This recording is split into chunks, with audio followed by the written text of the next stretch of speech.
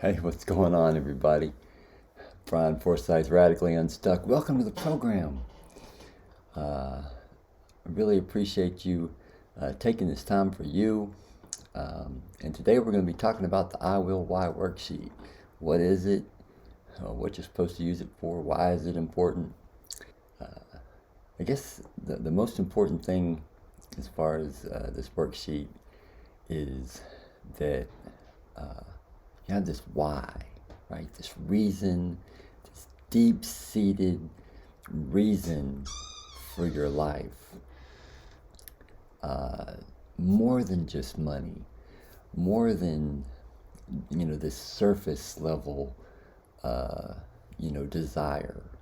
It's deep-seated, like if you were an ex-heroin addict, right? Then your why might be because you want to help other people, get off of heroin or not start heroin, right? This deep-seated, emotional, hopefully service-connected why, right? So, but the thing is sometimes we think about something that we want, we're moving towards it, and then something happens and we forget. And suddenly we're off on this thing, we're off on that thing, right? And whether you're dealing with depression, whether you're dealing with anxiety, panic attacks, whether you're, just working towards your entrepreneurial dreams, as it were, the truth is it's hard to keep moving forward consistently. You know, life, whether you're working on your second job, like whatever it is, something is, pulling you away from the goal, right? So writing your stuff down, having it written down, putting it where you can see it every day is powerful. I mean, the truth is that most of your icons of history, the Rockefellers, the Bill Gates, these people know the power of writing things down and looking at it and reminding themselves constantly. So that is what the I Will Why worksheet is all about.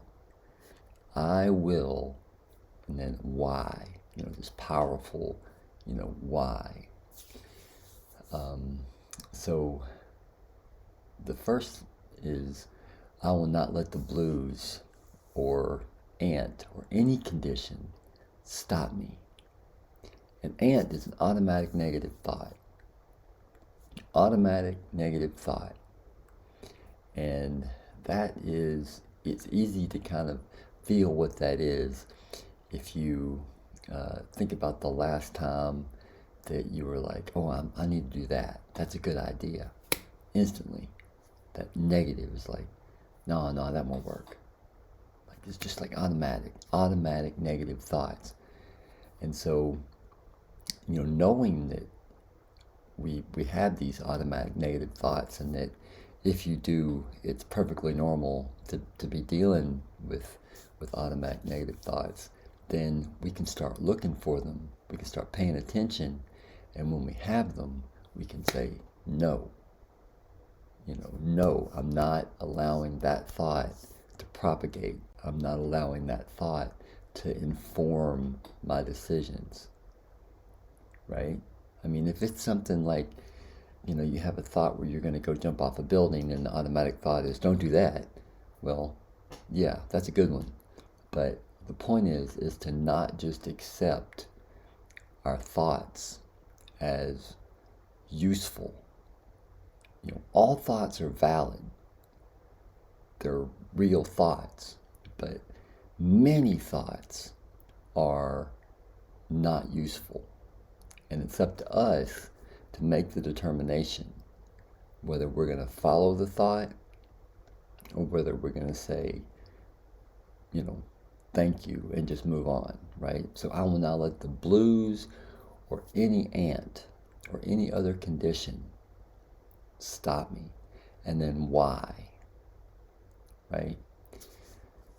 And the next one is I will relentlessly celebrate any success without any buts. Because so many times our mind, like we do something, whatever it is, and our mind's like, that ain't nothing. Nobody cares. Nobody cares about that. Celebrating our wins is important. And win stacking is important. So I will relentlessly celebrate any success, because what you want is win stacking through the day, right? You want to set your life up where you have these win points, and you want to start stacking them, right? So I will relentlessly celebrate any success without any buts. And then why? Why is that important? Why will you do that? And like my why would be because I know how important it is to celebrate those wins and to get that win momentum, right? The win momentum, that's what we're all looking for. Okay? And then write those wins down. Have a win journal. Like write down every win you think, oh, I need to put that in my journal. Go ahead and do that. Next, I will commit to radical self-kindness and forgiveness. And this one is a big one, especially forgiveness, because I'm 53, and the truth is I've lived a lot of life. A lot of things didn't, happen the way I felt they should. I've done a lot of different stuff. So self-forgiveness is so important, right? Starting with this self-forgiveness and not allowing your mind to beat you up over the things that you haven't done or did or should have done, right? So committing to this radical, and radical means outside of or despite history or evidence. So this radical self-forgiveness, self-kindness, appreciation, understanding, that is the idea that we're looking for. And then why, right? Why will you commit to radical self-kindness and forgiveness? Next, I will have a personal network and let them help. Now, whether you're dealing with, panic attacks or depression or anxiety, or whether you're just trying to build that second job, you're trying to break away from that corporate career that's killing you, like whatever it is, you need to have a network, right? I have a friend, she says that we should have at least 3 people in our network, right? And the thing is that sometimes our family is not going to be part of that network. Sometimes our families aren't going to support us in whatever it is. That's just a reality. And if that's you, then, don't let that stop you. Get your 3 people. Whether it's on social, whether it's, a business group in your town, whatever it is. Have your network, your 3 people at least, and then let them help you, right? Let them help you. That's the key. Letting them help you. Not saying, oh yeah, I'm all right. I got it. No. If you need help, reach out. Let people be there for you. And then why is that important? Next, I will help one person every day. Now, me, I had a near suicidal depressive breakdown like 5 years ago. And what I found was that even though I was dealing with my stuff, helping people helped me, like, just a little bit. So make sure you try to help at least one person every day, whether it's on social, whether it's the person at the grocery store, but you're driving down the road, somebody cuts you off, you just smile and wave instead of, whatever it is. But just start the day. I want to help one person every day. And then why? Why is that important? Because you want to, because if you can help one person a day, then you're making the world 1% better, whatever it is, right? And then the 3 things I will do daily to ensure I remain confident, motivated, and focused are 3 things. And these are really what I call anchors, right? They're your core habits, your core activities in the day.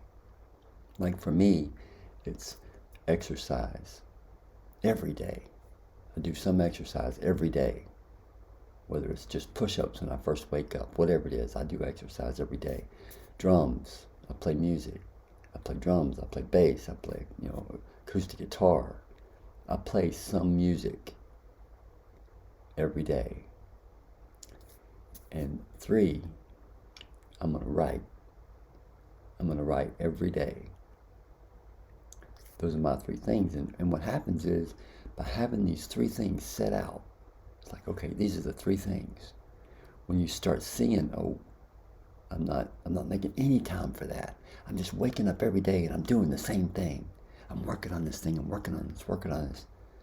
But I'm not taking time, not even just 5 minutes a day for this thing that is core to me, right? It's now just to work every day, 24 hours a day. I'm waking up, I'm going to bed, I'm getting like 4 hours of sleep, and what I am, in that case, would be way off track.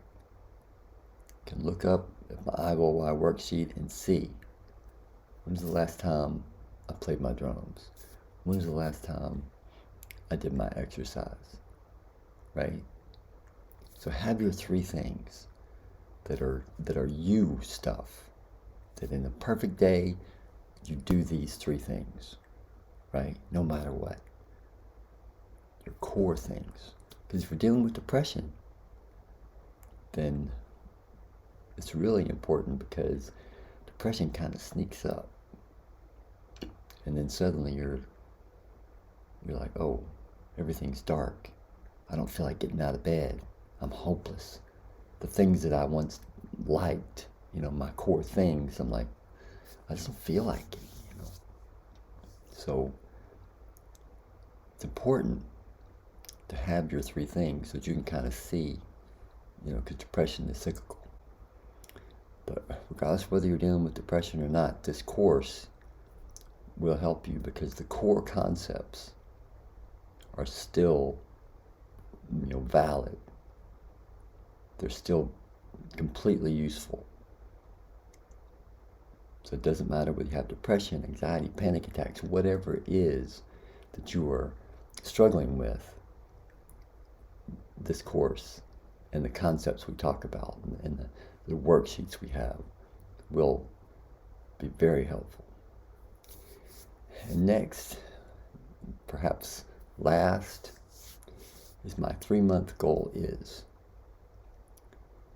Have a 3-month goal. And that writing it down part is important, and viewing it every day is important.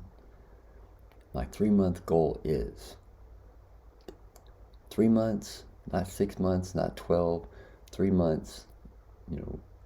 Some people say 12, some people say, 6 months, whatever it is.